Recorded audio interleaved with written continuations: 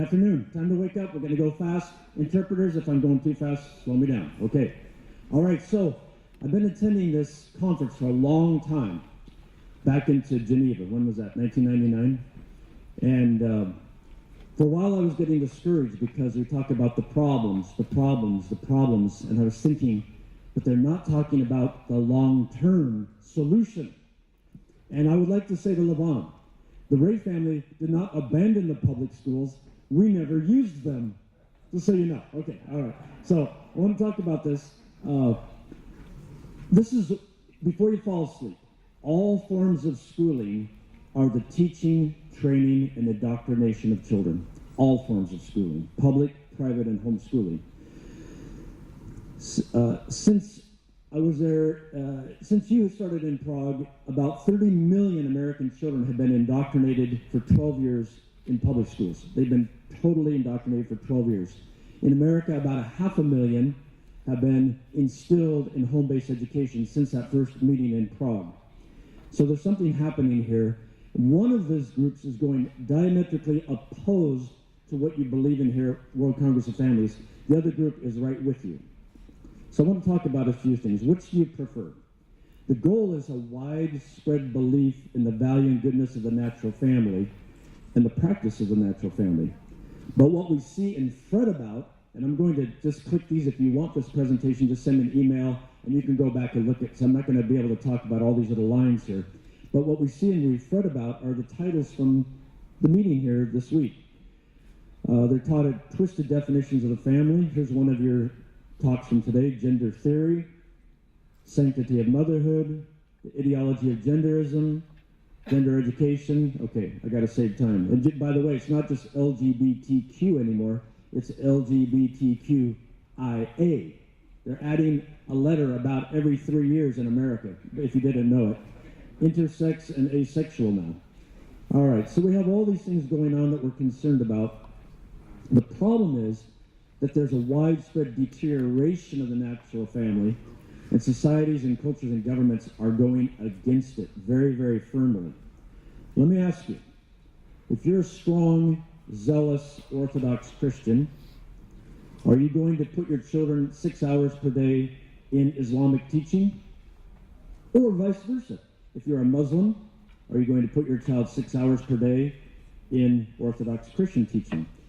If you are, second scenario, a strong evangelical Reformed Christian, are you going to put your child for 6 hours per day, 5 days per week in New Age education? Or vice versa, if you're a New Age adherent, are you going to put them in the Reformed Evangelical Church education? I think the answer is obvious. No, no, no. It's so obvious. But the problem is that most people don't see the problem here. Now, I was going to give you a gospel message, but I'm running out of time. Read the Bible if you don't read it, okay? Gotta go read the Bible. Jesus Christ is the only way. That's what I believe. So I'm not going to put my children in New Age indoctrination for 6 hours per day. You say, well, what's the point, Brian? What's the point? What's going on in government schools in America, government schools probably in Georgia, government schools in Italy, government schools in Germany? Are they going to get the education, the values and beliefs all day long that you believe? And it's amazing. I think it almost looks like we talked to each other before the presentation today, because there's a lot of overlap in what we're saying. It's kind of obvious. So I want to put up here for you a few applicable idioms. First one, I hope these come across. In the United States, we say, we cannot see the forest for the trees. I don't know if you have something like that in Georgia. It means we're too focused on the specific details to see the picture as a whole, or vice versa. Another one, the answer is right under your nose, okay? Something so obvious that you don't see what the problem is.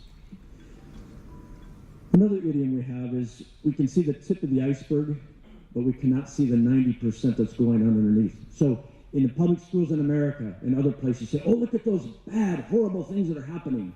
And the parents pay attention to that. But they ignore all day long the 90% under the ocean that's going on all day long. It's just the big, obvious things that catch the attention of the parents. Or, what is the elephant in the room? And I would have to say, even in strong Christian communities in America, many of the church leaders do not want to talk about the elephant in the room. The elephant in the room is this, that huge percent, possibly 70, 80% of Christian parents put their children into statist schools all day long to be taught, trained, and indoctrinated in values that are anti-biblical, anti-scriptural, and basically anti-Christ. It's obvious. But a lot of churches and people don't want to talk about it, even in America. We have this is from an old book called the Bible.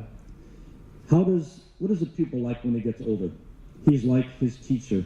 And this is something that's just been amazing me for over 30 years. I've been studying the homeschool movement for 33 years in America.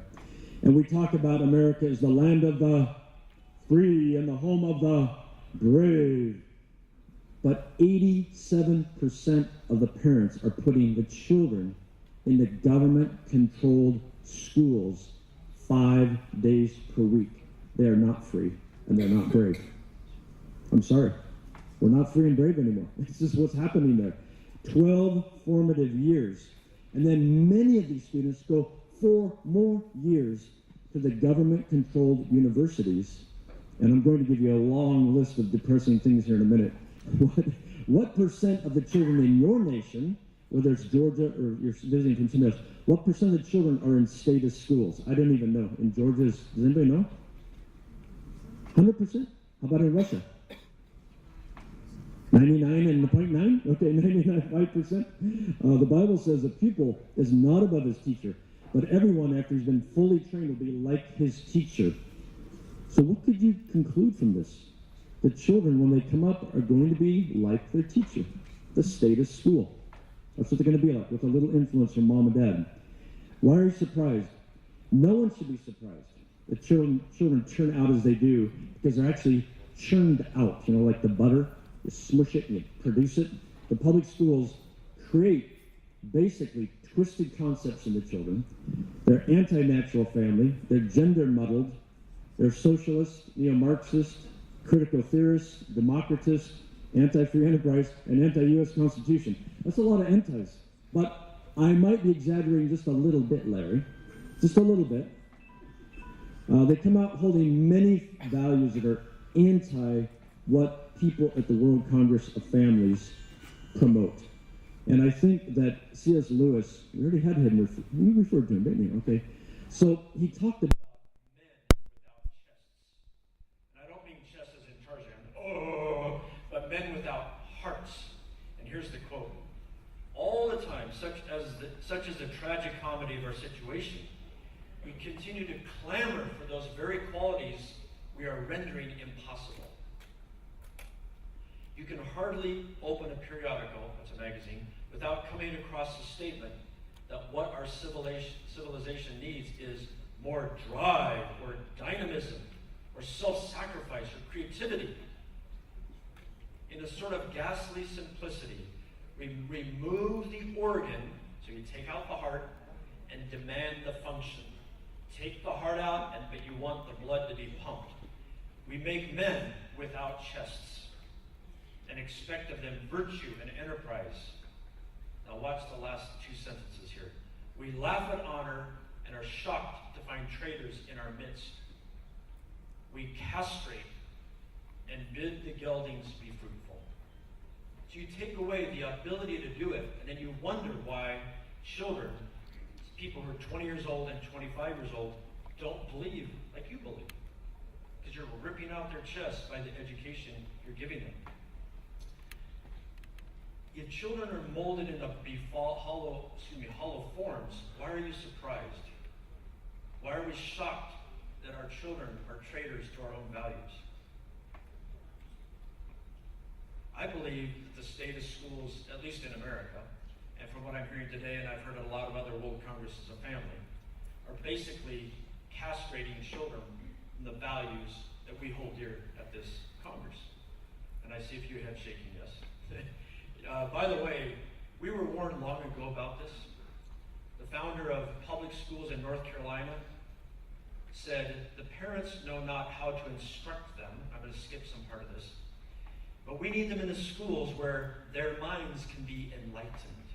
So they can be enlightened like the public school controllers want them to be enlightened. Horace Mann, basically considered the father of public schools in America, says the parents are giving their children to us as hostages. That's Horace Mann. I'll give you a few more. Now this could sound a little bit incendiary, but it's the truth. Germany bans parent-led home-based education because they want philosophical unity in Germany. Today's policies were implemented by Hitler. It's just the facts. And Germany wants them to be fully integrated into the German way. So homeschooling is illegal in Germany. In Intellectual Schizophrenia by R.J. Rushdoony, I'm going to read you a few very, very key quotes. He said the state schools have been a big part of disintegration of proper thinking in America. He says the clean tablet concept of forming the child's mind, quote, is concerned with radical recreation of the person beyond anything envisaged by religion. It is a radically messianic and religious program aiming at the recreation of man in his total culture. Quote, much of modern education encourages a socialization and standards, tastes, interests, and experiences, unquote, and democracy as God. Democracy is a popular term, but when democracy rises above values that are absolute, we're in trouble. And then he says, in modern education, there, quote, is the mystical devotion to the new God, the state, whose high priest is the state school. Now I'll move on. I'm just showing you you've been warned for a long time. Now this quote came to me just recently, and I think it is one of the most effective ones for me to think about. Because I have 7 daughters and 1 son. How old are you about? Okay. I was checking them out. Okay. Okay, we'll talk later. This is from a book, The Multiformity of Man. Now watch this carefully. The wooing in the old days, that was by a man, young man going after a young woman. The wooing in the old days took a bride from a father's house, from his religion, standards, and convictions. Today, this has changed completely. She, the daughter, now hears in school and college lots of things which belong to antagonistic creeds and values. Many teachers, many movies are moving and influencing her imagination. A modern girl's education is polytheistic, unquote. And nothing is polytheism more truly than just this exposure of a girl to scores of contradictory ideas and standards. Here's the finale. Thus, a modern man is not marrying one man's daughter, but many men's pupil. She has been educated, quote, by an unknown number of gods, deities, ideals, demons, and powers, unquote. Now, I'll just mention to you, that's exactly what's happening in the government schools in America, and I'm sure in many of your nations. Quote, girls are exposed to a destruction of their sound instinct by all the false prophets of a golden calf society, unquote. Unless you think I am, what do you call that when you're biased, male, female? What's the word I'm looking for? Sexist. Same thing is happening to young men. Okay, same thing is happening to young men in the state schools of America. All right, let me skip that part there. Others are warning you, and now I'm warning you. This is Professor Warren Nord, a professor at University of North Carolina. He says, indeed, I will argue that at least in its textbooks and formal curriculum, students in public schools are indoctrinated into the modern secular worldview and against religion. And he put the emphasis on indoctrinated. So I know a lot of people tell me, Brian, don't use that word indoctrinated. It just means putting truths, putting principles into people. A little more warning for you. 2 American professors, 2007. Quote, the Statist, public school is the functional equivalent of an established church, buttressed with religious language, expected to embrace all people, legitimating and transmitting an orthodoxy or worldview, and underwritten by compulsory taxation. Those are Professors Carper and Hunt. One of them is a colleague of mine. He was at the University of South Carolina. Okay, so every year now for about 30 years, I've been attending the annual meeting of the American Educational Research Association. I'm confident it is the largest educational meeting of researchers and policymakers in the world. It moves around cities in the United States. Just a month ago, it was in Washington, D.C. 15,500 attenders. Professors, doctoral students, policymakers. Say, why would you mention this, Brian? I've been watching it every single year. It's probably from where you get a lot of the garbage that gets into your schools in nations all over the world. Constantly they're promoting almost total relativism. It's actually hypocritical relativism, and intolerant tolerance, LGBTQIA, critical theory, Marxism, neo-Marxism, critical theory, socialism, communism, libertinism, hedonism, evolutionism, scientism, democratism, constructivism, self-actualization, self-autonomy. Okay, I could just keep kind of going and going and going and going. But it is antithetical to most of what I think most of you here believe. This is coming from the university professors in America and their doctoral students who teach who? The teachers who teach the children and who create the curriculum that you will get eventually in a lot of your nations. Just what's going on. Here's an example.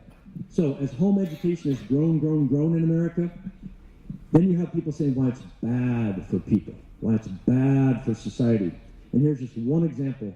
Professor Apple, a very well-known professor in the United States in curriculum, which is basically philosophy, he says that homeschooling is bad for African-American families. Why? Not because it's bad for their individual children, but because parents' decisions for their children, quote, cannot build momentum for the large-scale transformations that are necessary, unquote, through the correct social movements that he loves, which would be critical theory and Marxism. You see where this is going? It's not because homeschooling is bad for her children or his children or her children. It's bad because it interferes with the social movements that he wants to be happening all over the world. This is so obvious, it's so clear, but many of them won't admit it. What are we to do? This one's not in the presentation the interpreters got, so I think it might be difficult if they're trying to interpret this. But here's one more warning from 1965. From France, Jacques Ellul. This is an amazing book. You have to read this book. It's called Propaganda, the Formation of Men's Attitudes. And when I saw that title, I thought, oh, he has to be just talking about China and the communist countries. Guess what? He covered all the nations, including the United States of America, in terms of our propaganda. He describes how propaganda is a part of government-run public schools and says, quote, actually, the most obvious result of primary education in the 19th and 20th centuries was to make the individual susceptible to super propaganda, unquote. And I'll be wrapping it up soon here because I know somebody might be watching at the time. Quote, a private and heterogeneous group with different ages, sexes, and occupations. Does that sound a little bit like home-based education? The family is a tremendous obstacle to such propaganda. In China, where the family was still very powerful, that's when he wrote this, it had to be broken up, end quote. It's really fascinating for me now, reading things like this, and I look back and I think, this was a proponent of home-based education coming out of France in 1965. It's just incredible how these people could see what was happening by way of government status schooling, destroying the things that you believe in here. So what are we to do? I believe the only long-term solution, and by the way, I think that if you want to as an adult, and you want to keep helping and working in the public schools to try to kind of ameliorate what they're doing to society, go right ahead. But I don't think it's a good idea to sacrifice your child for 12 years to a philosophy and an indoctrination that will damage your child possibly for life. That's what I believe based on research and experience. No statist education for your child, if there's any way you can keep away from it. And quote, we must realize that today agnosticism has secured the status of an established church by means of the institution of the public school. And this new religion must be disestablished, unquote. I believe, biblically, if you read the entire scripture, there is no jurisdiction, there's no authority given by God to the state to do education. But we could argue about that later. I don't see it. I can't find it in the Word of God. Statist schooling must be abolished. And you say, it's a long way out there, pipe dream. But at least for your children, you could abolish state-run education. You know, Irina already did my research for me here, so I'm not going to spend hardly any time on that. Parent-led, home-based education is good for children, and it's good for society. And I think that you can look through the scriptures and find a lot of reason. If you happen to not be a Christian, or you're a metaphysical naturalist, I think I can make an argument that home education is very natural. Because children are born into families. They're not born into groups run by a civil government. It's now over 2 million children in America. It's growing in nations all around the world. Parents, the vast majority of parents who homeschool in America have never been certified teachers, by the way. Sorry, Betsy. I've been a certified teacher. Okay. And their academic achievement, on average, is far above average. Research is showing this over and over and over again, and I've done more studies on the academic achievement of children who are homeschooled than anybody in the world. It keeps coming out over and over and over. On average, they're not all brilliant, but on average, they do better than average. And then the research on social development is exactly the same. In every study done so far, and now there are dozens of studies, the home educated are doing as well or better socially and emotionally than those who are in institutional schools. But you should not be surprised, because they're raised by people like them. I'm going to skip ahead here and try to wrap it up for you. By the way, like I said, if you want to get a copy of this, just email me and I'll send you the whole thing. Success in adulthood, and this is kind of like where, as we would say, the rubber meets the road. Is there any difference when somebody who was home educated is now is an adult? And the studies are starting to come out on this, and we find out that on average, they're more politically involved. On average, they're more civically engaged. And the study that I just got to finish during the past year, very exciting, very fascinating. In terms of their core Christian beliefs, if they were raised, growing up, home educated versus public school and private school,